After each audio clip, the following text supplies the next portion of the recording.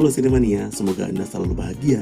Silahkan tekan subscribe-nya, terima kasih. Film yang akan kita review kali ini adalah film Thank You Brother yang ditulis dan disutradarai oleh Ramesh Ravarti. Setelah beberapa kali penundaan karena pandemi, akhirnya film ini dirilis pada tanggal 7 Mei tahun 2021.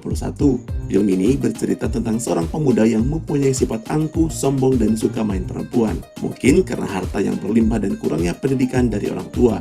Tapi kemudian masa pandemi mengubah hidupnya secara drastis. Diperankan oleh Piraj Aswin dan Anasuya Bharadwaj dan juga sederet bintang lainnya, Sinemania. Inilah review film Thank You Brother.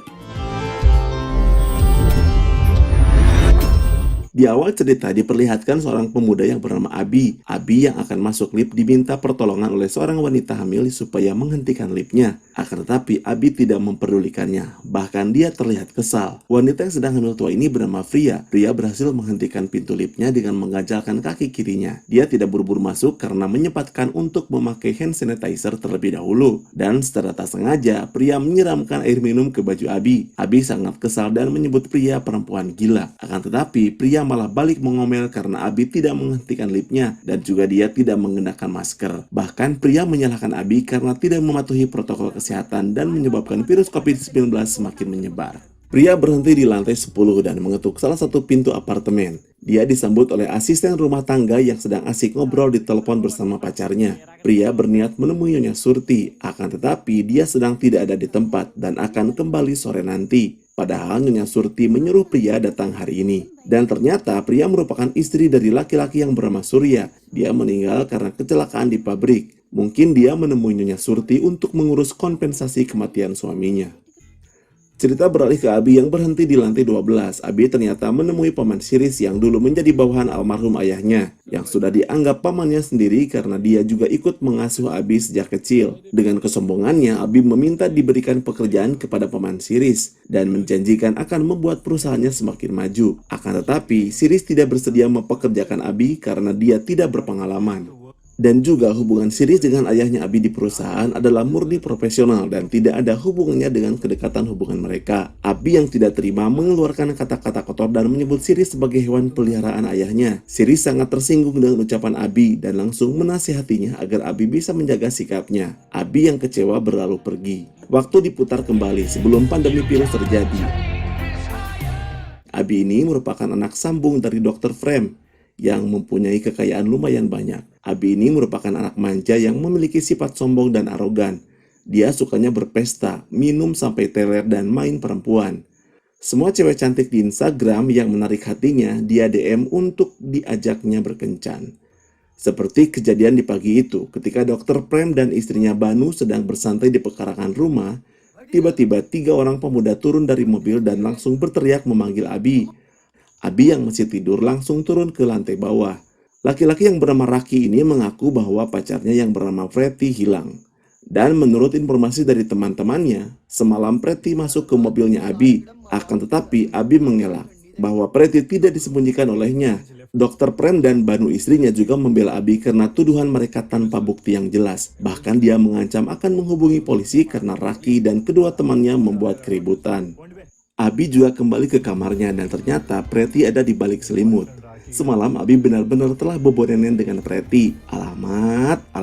Abi juga bilang ke Preti bahwa Raki telah mengetahui mereka berkencan semalaman. Dan baru saja Raki membuat keributan di bawah. Preti panik dan segera pergi. Akan tetapi Preti ketahuan karena ternyata Raki masih ada di depan rumah Abi. Raki menyeret Preti ke hadapan orang tua Abi sehingga orang tua Abi malu karena telah membela Abi. Tapi Abi tetap saja tidak peduli. Sepupu Abi yang bernama Gagan datang dengan membawa manisan. Dia dipromosikan sebagai manajer proyek di Google. Gagan juga menawarkan Abi pekerjaan. Akan tetapi Abi menolaknya dengan alasan tidak mau berkarir dari bawah dan mau langsung berada di puncak. Hadeh, Abi, mana ada Abi? Kecuali punya perusahaan sendiri ya. Abi malah memilih pergi bersama teman-temannya untuk berpesta.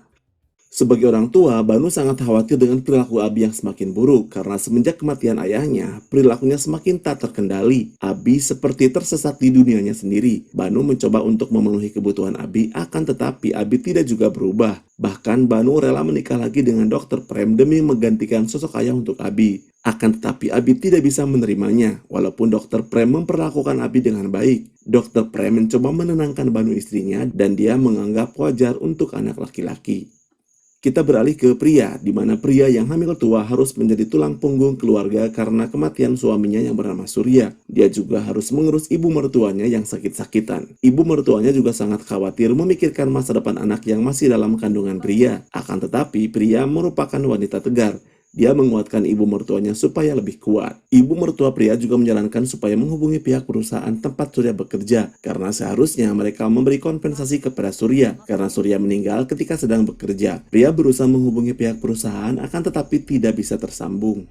Malam harinya, Abi sudah berada di klub bersama teman-temannya. Abi berniat merayakan ulang tahun Samira kekasihnya. Akan tetapi, Samira tidak bisa datang karena sibuk dengan pekerjaannya. Bahkan, Samira tidak mau ulang tahunnya dirayakan.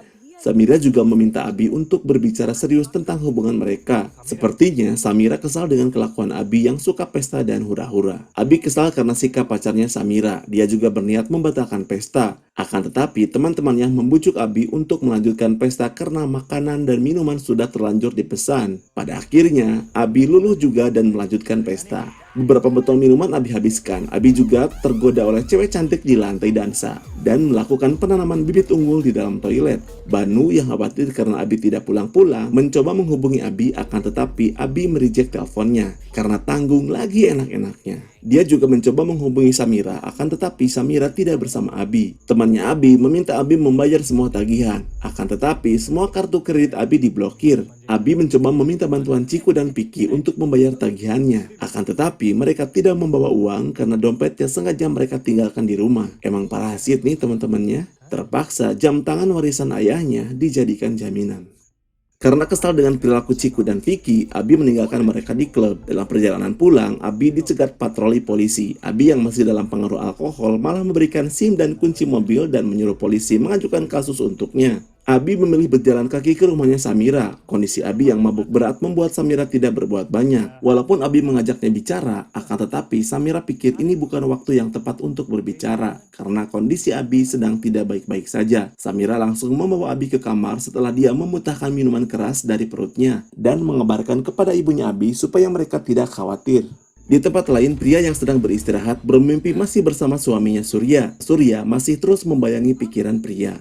Besoknya, Samira mengantarkan Abi pulang ke rumahnya. Abi menyalahkan akuntan ibunya karena semua kartu kredit Abi tidak bisa digunakan. Bahkan Abi menyalahkan ibunya karena dia dipermalukan di klub karena tidak mampu membayar tagihan. Ibunya juga mempertanyakan Abi mengapa semalam Abi susah banget dihubungi, padahal ibunya sangat khawatir. Takutnya Abi mengendari mobil dalam keadaan mabuk karena memang itu kebiasaan Abi. Akan tetapi Abi menjawabnya dengan kasar. Bahkan ketika Dr. Prem berusaha melerai pertengkaran mereka, dia kena semprot juga. Abi sangat tidak respek sama ayah sambungnya. Ibunya juga bilang bahwa rekening Abi sengaja diblokir. Itu dilakukan ibunya supaya Abi bisa mengubah perilaku jeleknya dan menjadi orang yang bertanggung jawab. Mendengar ucapan ibunya membuat Abi sangat marah dan menyalahkan Dr. Prem karena Abi beranggapan bahwa Dr. Prem lah yang ada di balik perlakuan ibunya kepadanya. Abi juga menyebutkan ibunya dengan kata-kata yang tidak pantas sehingga ibunya melayangkan tamparan dan mengusir Abi dari rumah.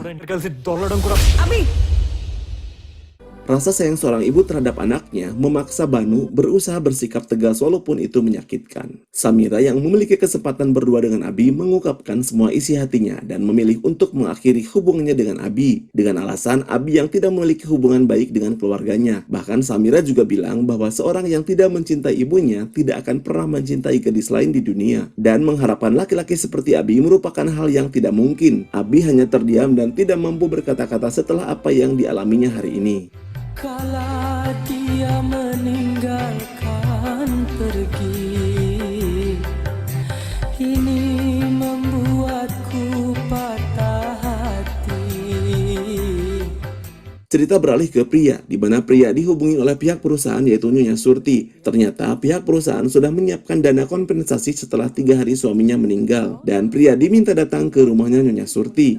Dengan senang hati, pria bermaksud menemui Nyonya Surti di apartemennya. Sementara itu, Abi yang sudah diusir dari rumah dan tidak mendapatkan transferan uang dari ibunya berusaha meminta bantuan kepada teman-temannya untuk dicarikan pekerjaan. Dia mengaku pergi dari rumah karena ibunya telah mempermalukan dirinya di klub karena tidak mampu membayar tagihan. Abi juga berjanji akan membuktikan kepada semua orang bahwa dia mampu hidup mandiri dan bisa mendapatkan pekerjaan. Abi meminta Ciku supaya dia bisa bekerja di perusahaan milik ayahnya. Akan tetapi, Ciku menolaknya karena dia takut Abi membuat masalah dengan ayahnya. Bisa-bisa dia diusir dari rumah sama seperti Abi. Ciku beralasan bahwa dia tidak memiliki cukup keberanian untuk membujuk ayahnya. Abi sangat kesal karena teman-temannya tidak bisa membantunya. Dia juga berjanji akan mendapatkan pekerjaan yang terbaik untuk dirinya tanpa bantuan teman-temannya. Abi mencoba melamar ke berbagai perusahaan.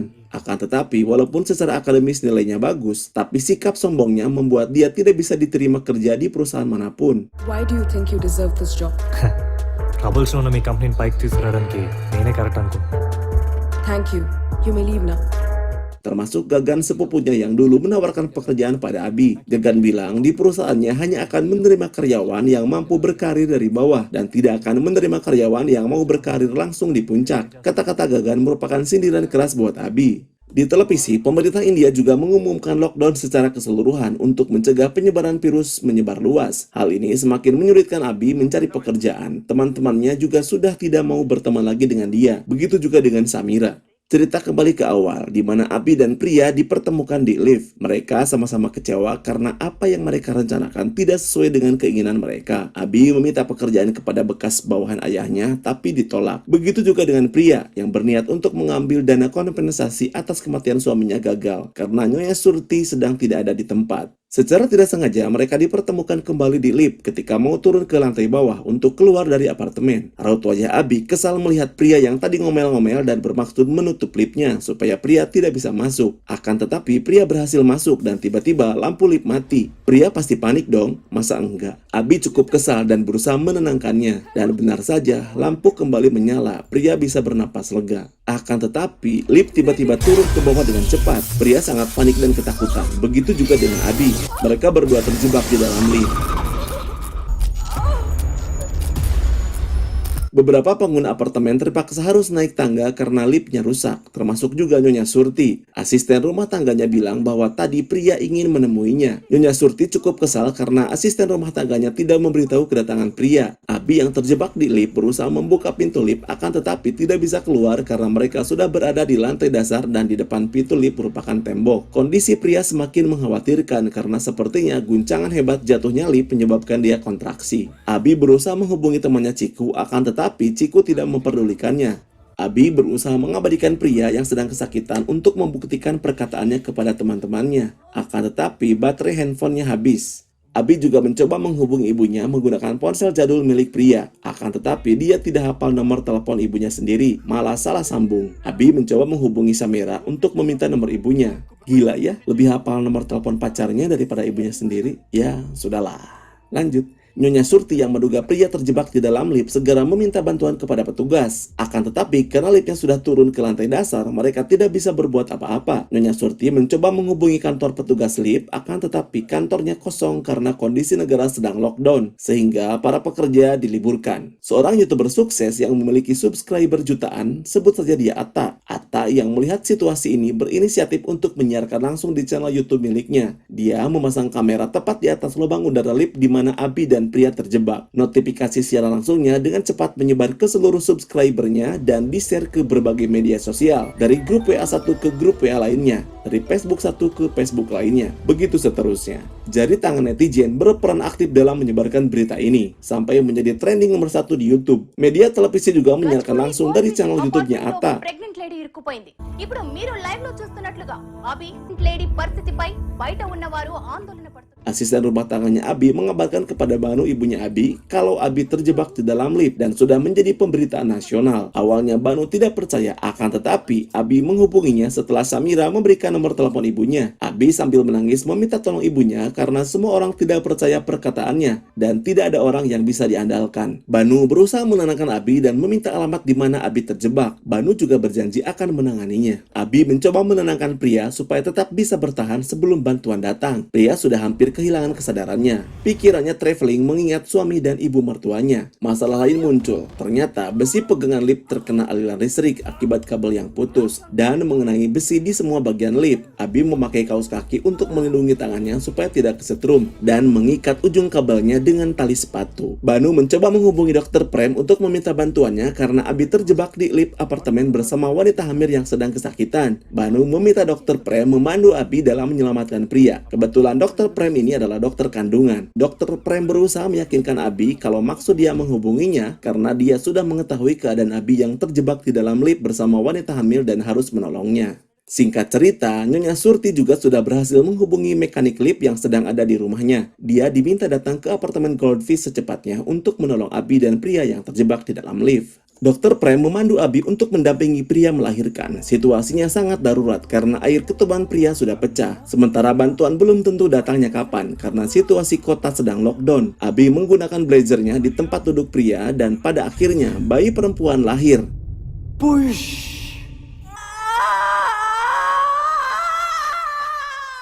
Abi menangis melihat keajaiban ini. Dia teringat Banu ibunya yang selalu diperlakukan tidak baik olehnya. Dia melihat sendiri bagaimana proses perjuangan seorang ibu melahirkan dan nyawa sebagai taruhannya. Karena bayi tersebut tidak menangis, Dr. Prem memandu Abi untuk memotong tali ari-arinya dan diikat dengan menggunakan tali sepatu Abi. Abi mencoba menekan dada bayi supaya bisa bernapas berdasarkan panduan dari Dr. Prem. Sementara itu, mekanik lift sudah tiba. Dengan segera dia memperbaiki roda lift yang macet.